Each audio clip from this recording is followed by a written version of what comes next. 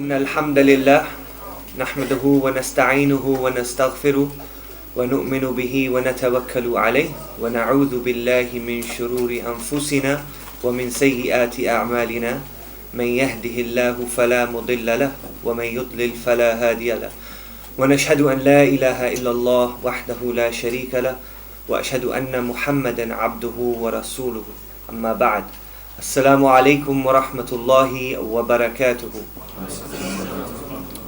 Brothers, uncles, scholars, if any of you are here with us, sheikhs, welcome you all to the event hosted by our brothers from Nottingham Islam today. Jazakallahu khairan to all of you for coming and attending and showing your support.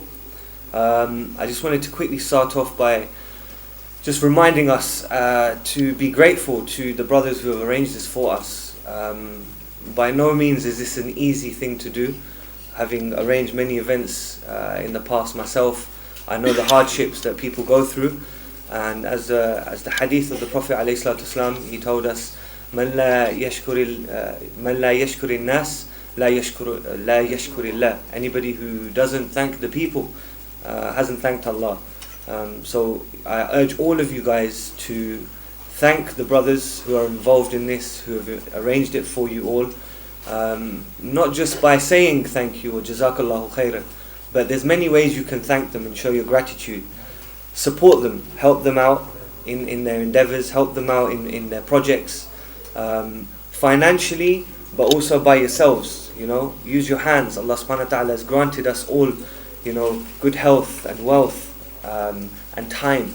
And this is something that these brothers, mashallah, tabarakallah, they've done, and they've given up their own time for the sake of Allah. So be thankful and help where you can, inshallah. We're going to start the evening, inshallah, with Brother Amir, who's one of the local youths from Nottingham, one of the local youths, as you guys say. So we're going to start off with a recitation of the Quran, inshallah. And he's going to give a short translation of what he recites for us as well. Bi-idhnillahi al-kareem.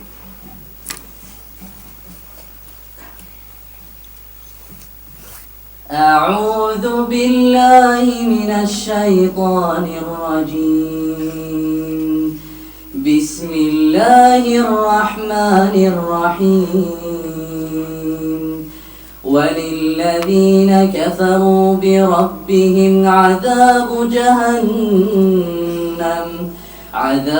جهنم وبئس المصير إذا ألقوا فيها سمعوا لها شهيقا وهي تفور تكاد تميز من الغيظ كلما ألقي فيها فوج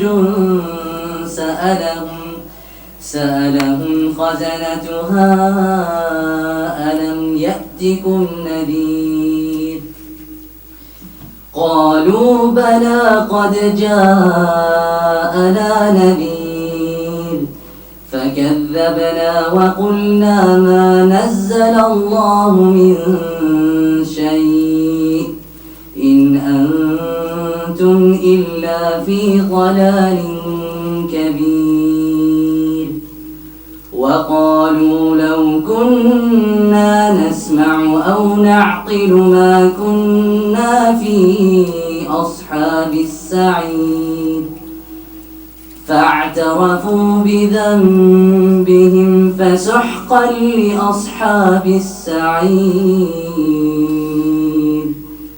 إن الذين يخشون ربهم بالغيب لهم مغفرة وأجر كبير. And for those who disbelieved in their Lord is the punishment of hell, and wretched is the destination. When they are thrown into it, they hear from it a dreadful inhaling while it bores up. It almost bursts with rage. Every time a company is thrown into it, its keepers ask them, "Did there not come to you a warner?" They will say, "Yes, a warner had come to us, but we denied." and said, Allah has not sent down anything. You are not but in great error. And they will say, if only we had been listening or reasoning, we would not be among the companions of the blaze. And they will admit their sin, so it is alienation for the companions of the blaze. Indeed, those who fear their Lord unseen will have forgiveness and great reward. Assalamu alaikum wa rahmatullahi wa barakatuh. Alhamdulillahi Rabbil Alameen. Wassalatu wassalamu ala Rasulillah sallallahu alayhi wa alihi wa sallam. Wa nabiyyina Muhammad wa ala alihi wa sahbihi wa ajma'in. Wa man tahmihum bi isanin ila yawmin din amma ba'd. Brothers, can I please advise all the brothers to come as close as possible? I hate when brothers are far away. Wallahi. It goes against the hadith of Jibril. We're just reading this hadith. Please, brothers, as close as possible. I want brothers to be as close, literally knees next to me, please.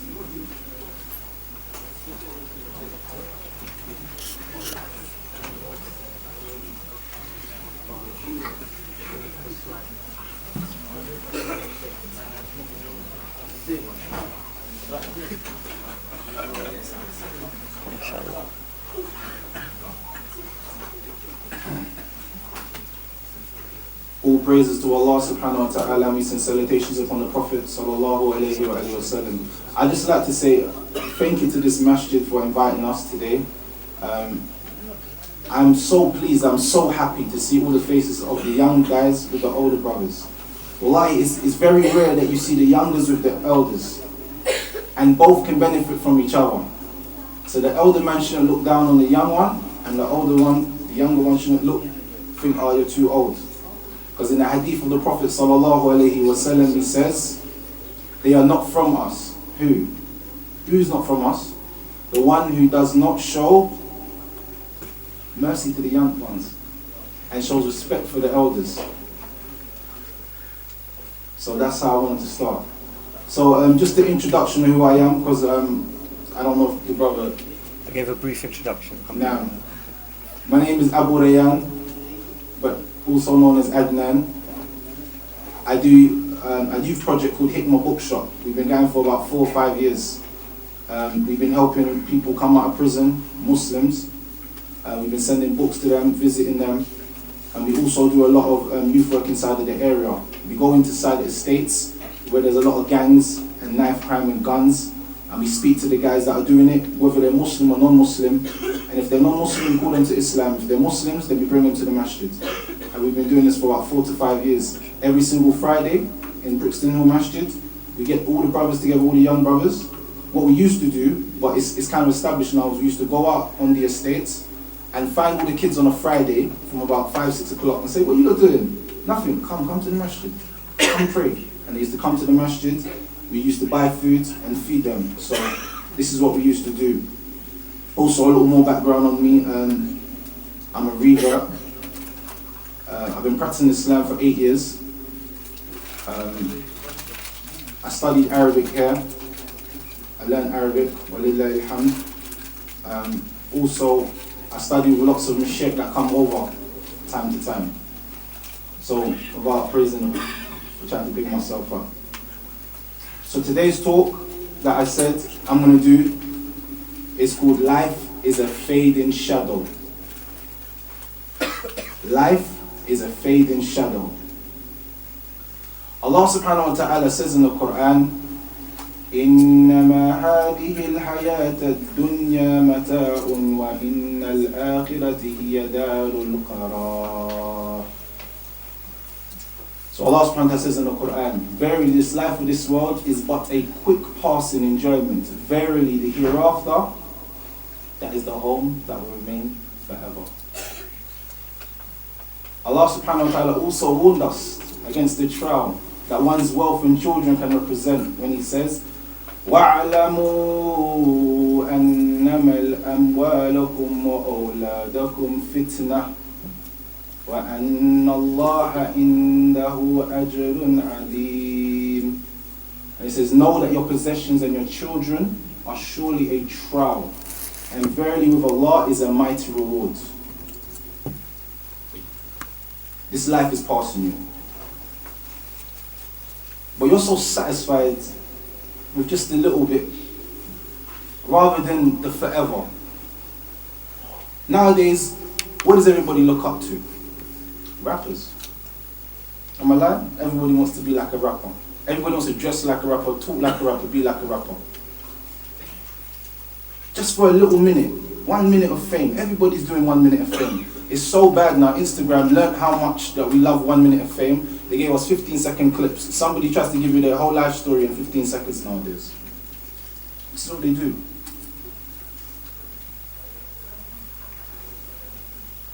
This dunya has deceived us. It's deceived us what is real and what is temporary. And short is the enjoyment of everything. Short is the enjoyment of every single thing in this dunya is short enjoyment. Every single thing. How much spliffs can you smoke until you say, I'm not buzzing anymore? How many girls can you sleep with until you don't feel satisfied? How many times can you be rude to someone until you think, I should stop being rude? Everything is short-lived. But what is in the akhirah? That's forever. The Prophet ﷺ compared this dunya. Look how he compared this dunya. Look what he said to Ibn Abbas when he grabbed him by the shoulder and he said to him, Kun fi dunya ka'annaka gharibun aw abirun sabil. Be in this world as if you are a stranger or a passerby traveller. Do you know why he said this to us? Do you know why? Because many of us, we don't actually understand what a stranger is. What is a stranger? A stranger is somebody who goes to a land that is not his land and he doesn't know anybody in this land. That's a stranger. That's a strange person. He doesn't know anyone. You see him on the street, you're like, he's not from around there. If I start walking around, you'll be like, wait, where's he from? I've never seen him before. Stranger. This is how we're meant to be in this dunya. Because we're only here for a minute, maybe 2. You think you're here for 25 years, 30 years, but you don't actually understand how short your life really is until death comes to you. That's when you realize everything. But it's too late then. Or he says, be like a traveller. A traveller is somebody who's never ever settled. So in this world, we shouldn't be people that are settled in this dunya, where we're happy and we're comfortable with this world. To be in this world. Be in this world as if a stranger or a traveller. SubhanAllah. Anybody who sees the state of the Muslims nowadays, you'd be so mortified if you knew the real state of us. All of us. How we really are. There's Muslims claiming to be rappers. So there's something called Muslim rappers. I ask you people, is there anything called Muslim rappers? Wow. I ask again, is there anything called Muslim rappers? No. Barakallahu feekum. There's no such thing as evil with good. You can't put evil with good. There's no such thing as a Muslim rapper. I want you lot to say, because I want it to be a hujjah against you. I want every single young man in here, and I want it to be a hujjah against you. On Yawm al-Qiyamah, when you go to your room and you start listening to that music, and you think, he's talking about Islam, it's not that bad. Wallahi, it's the most evilest thing that a person can do. He's actually worse than the rappers that are doing evil, because he's trying to make something that's haram halal. So this thing here does not exist. There's no such thing as a Muslim rapper. Remove that image and that thought from your head.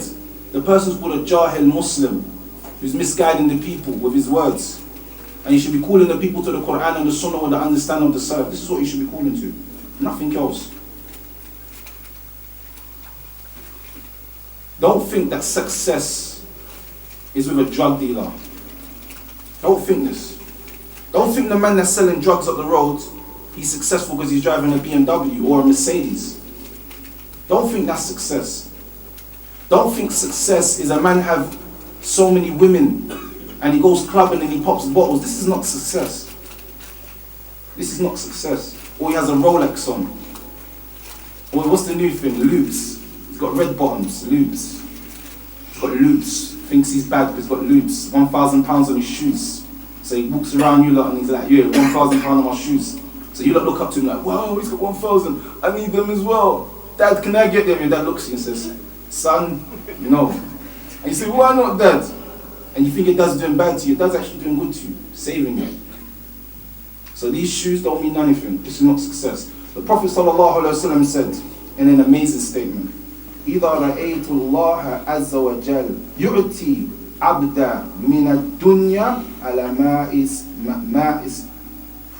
مَعَاسِي مَا يُحِبُّ فَإِنَّمَا هُوَ استِدْرَاجٌ.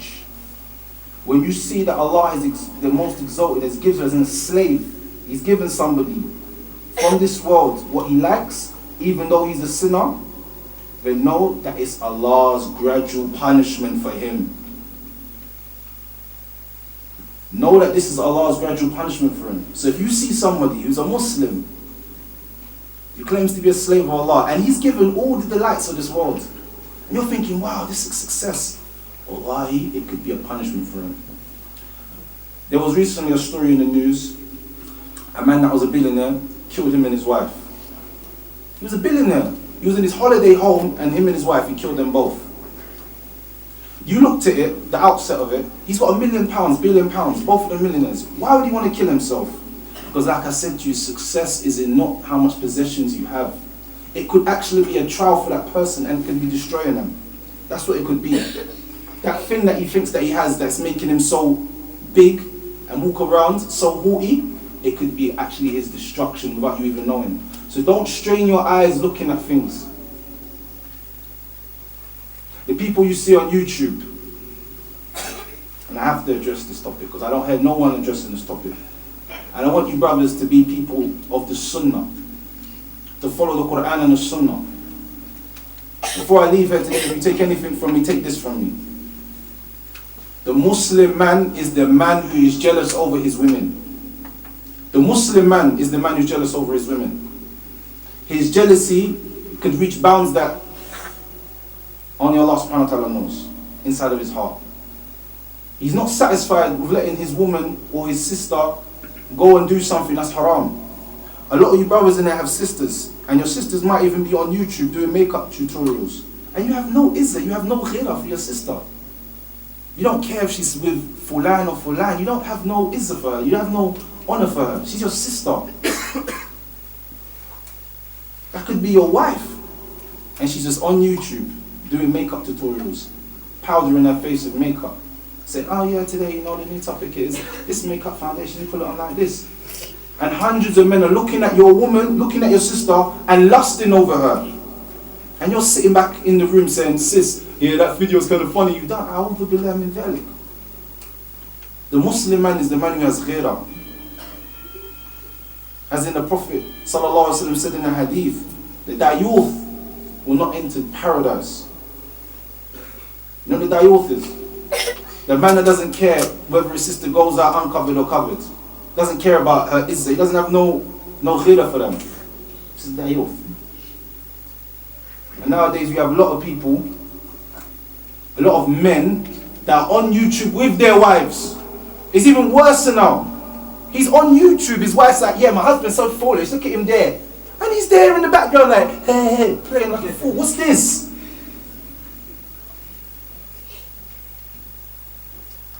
What is this? Is this the sign of a real man? His wife's like, yeah, he's in the bedroom, he's annoying me today. A'udhu billah min dhalik. It's actually, women talk about their husbands like this in front of other men. La hawla wa la quwwata illa billah.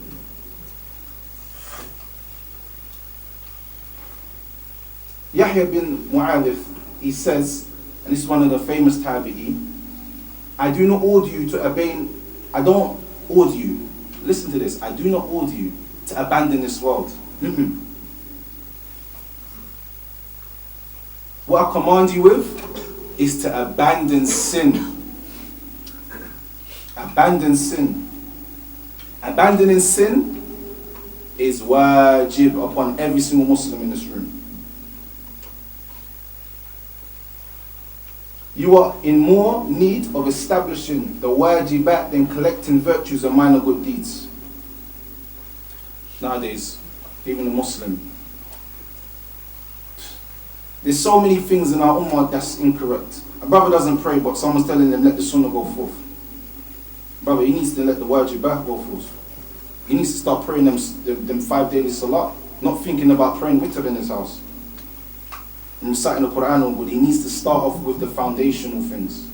How does he do wudu? A lot of people in this room, if I told you to do wudu right now, you probably make two or three mistakes. I saw a young man doing it the other day. He's washing his hands, and he washed his hand. It's time to wash this to the elbow. So he just did this, washed his hand, because he thought he was washing the hand. Didn't wash up from here all the way to here. He forgot. Many of you are looking at me funny now, like, whoa, what is he talking about? He just wash the hands. Wash the hands at the start. No, my brothers. You have to wash the hands up until the elbows.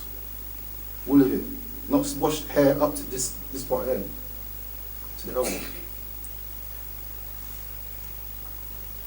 So my brothers, I like to be short. I don't like to bore you with lots of words. Turn back to Allah subhanahu wa ta'ala in tawbah. Any mistakes that you've made, Allah subhanahu wa ta'ala will forgive you.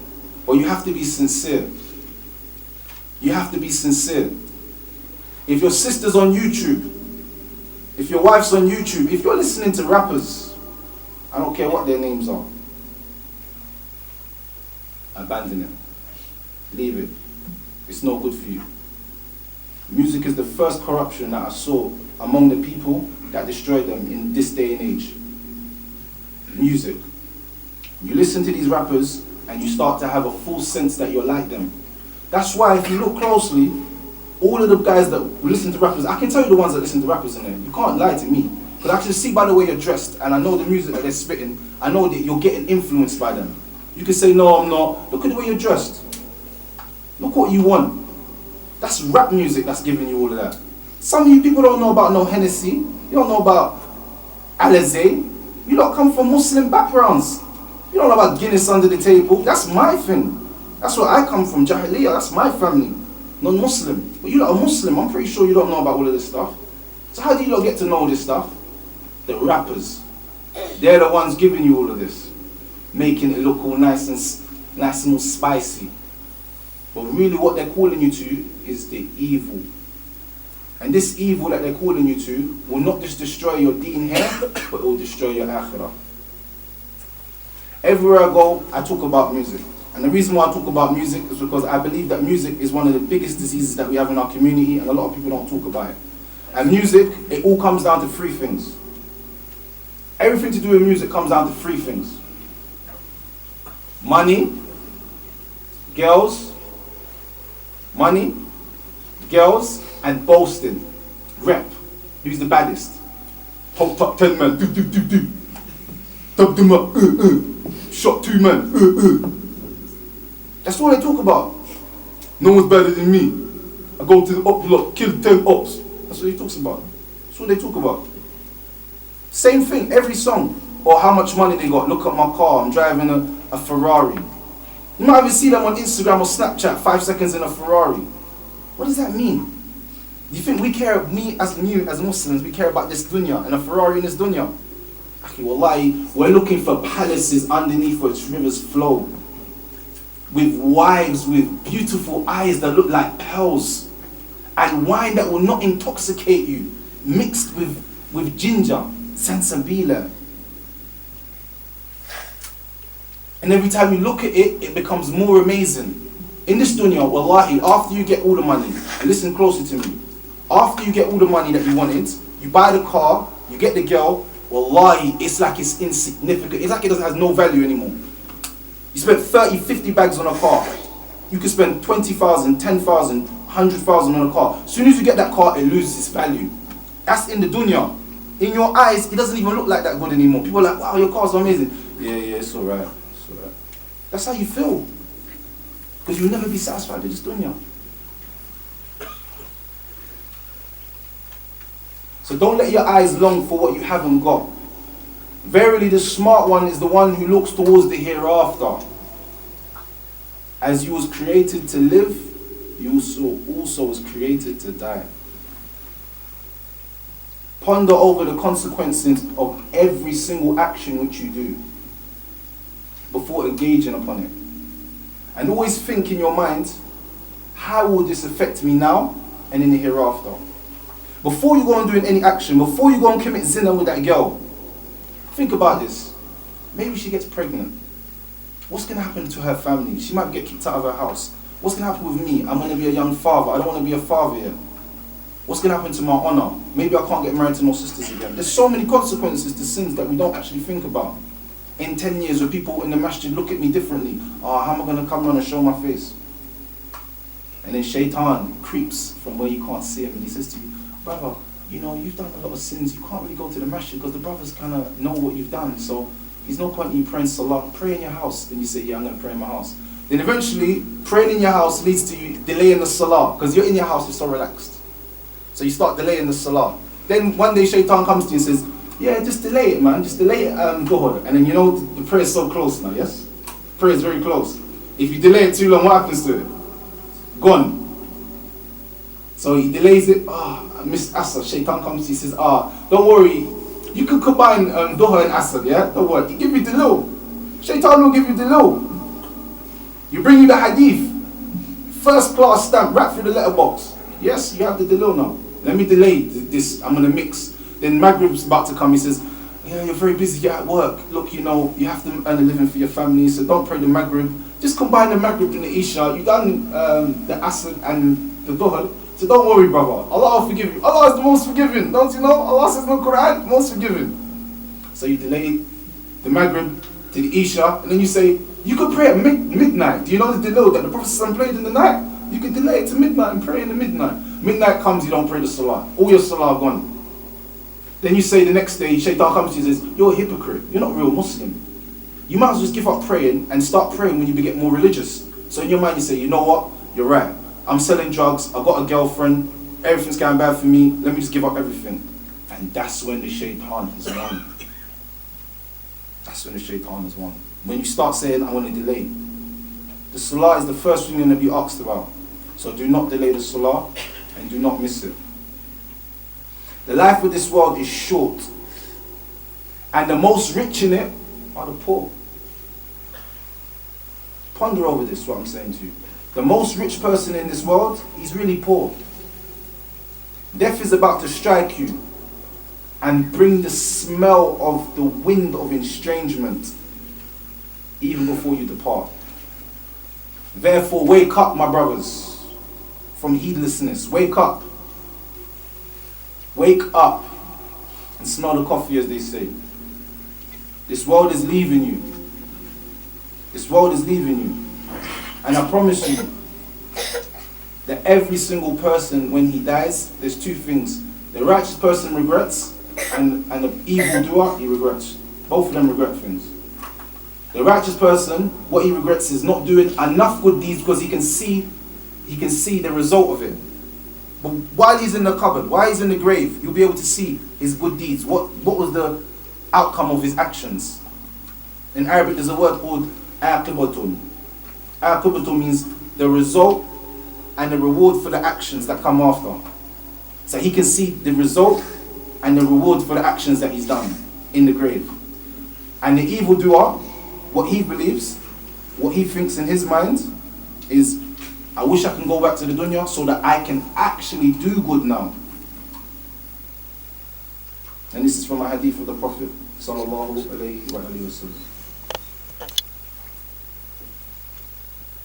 So as I said before, I'm not going to take up too much of your time. I hope the brothers take away from me that listening to music is haram. And you please stay away from music and everything to do with music. Wallahi, if you brothers knew what the loveliness and the sweetness in the Quran was, sweeter than honey. The Quran is sweeter than honey. The love of the Quran and what it does for the heart and the body and the soul, there's no music song that can do to it. And I'll give you one, look at this, I'll give you just one thing. Somebody can listen to, every single day they release different music, yes? Every album, a rapper has to release a new album. That's how music is, yes? Yes? That's how music, they have to keep doing it, innit? The Quran has been around for how many years? Has it changed? Has it been added or subtracted? Do we still recite it to this day? Do we still love it? This is a proof, my brothers. The music, it gets boring after one day of listening to it. The Quran will never get bored, even if you listen to it 1,000,000 times. The Quran will never get bored. Why? Because it's the kalam of Allah subhanahu wa ta'ala, uncreated. It's the speech of Allah, uncreated. So always have this in your mind, what the Quran is, and love it. And make use of this Quran. And spend time in the masjid, young brothers. Come to the masjid. Don't stay out on the street corners. Don't be looking for gal. There's no girls out there. Yeah? There's no girls out there. The good girls that you want to marry, they're not out on the streets. And all them rappers and bad friends that you're keeping up with and them bad friends, wallahi, them friends could be the cause of your death. So be careful. Be careful. But you don't die the death of Jahiliyyah, running after something that is leaving you. Because like I said to you, the life of this world is like a passing of a shadow. Before you know it, you're gone. How many people have we buried? I always ask the young people, in the front row at Fajr, who's in the front row at Fajr? I can guarantee you it's probably this old sheikh right here. I can probably tell you that's true. Because the old man, he realizes the death is coming. His old age, the body starts to become weaker. The mind starts to forget things. While you're young, you think you have a lot of time. Wallahi, you haven't got a lot of time. Don't think time is your friend. Because there'll be a time when you don't have time. So take advantage of the time. And we all know the hadith of the Prophet ﷺ says, there'll be 7 people under the shade of Allah, and there's no shade. And one of them is the young man that spent his years in obedience of Allah subhanahu wa ta'ala. So spend your years in obedience. And may Allah subhanahu wa ta'ala rectify all of our affairs. سبحانك اللهم وبحمدك اشهد ان لا اله الا انت استغفرك واتوب اليك